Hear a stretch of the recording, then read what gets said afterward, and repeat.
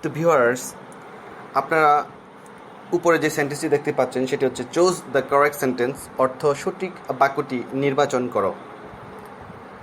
তো এখানে মোট 4টি সেন্টেন্স দেওয়া আছে।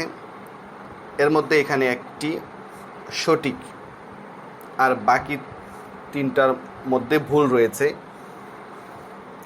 তো এখানে 4টির মধ্যে কোন বাক্যটি সঠিক সেটা বের করতে হবে। তো এখানে প্রথমে এ নাম্বারে দেওয়া আছে let he and you will be witnesses. B number let you and him be witnesses. C number let you and he be witnesses.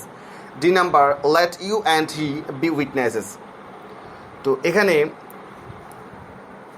4টি সেন্টেন্সের মধ্যে একটি সঠিক উত্তর রয়েছে। তো দর্শক, আপনারা চেষ্টা করেন, হয়তো বা আপনারাও নিজেরাও এটা বের করতে পারবেন কোনটা সঠিক। তো আমি 4 সেকেন্ড সময় দিলাম, এরপরে আমি এটা সঠিক উত্তরটি বলবো।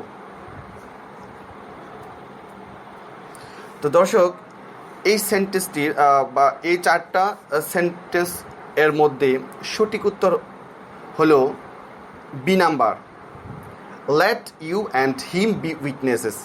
আমি আবার বলছি, এখানে 4টা সেন্টেন্সের মধ্যে সঠিক উত্তর হচ্ছে B number, let you and him be witnesses. তো এখন প্রশ্ন হলো, বি নাম্বার এটার যে সঠিক হলো এটার ব্যাখ্যাটা কি? তো এটার ব্যাখ্যা হচ্ছে লেট এর পর সবসময় প্রনাউনের অবজেক্ট ফর্ম হয়ে থাকে। আমি আবারও বলছি, লেট এর পর প্রনাউনের সবসময় অবজেক্ট ফর্ম হয়ে থাকে। তো এখানে লেট ইউর পরবর্তীতে ইউ কিন্তু অবজেক্টও হতে পারে, ইউ অবজেক্ট হতে পারে, আর ইউটা এখানে অবজেক্ট হিসেবেই বসছে।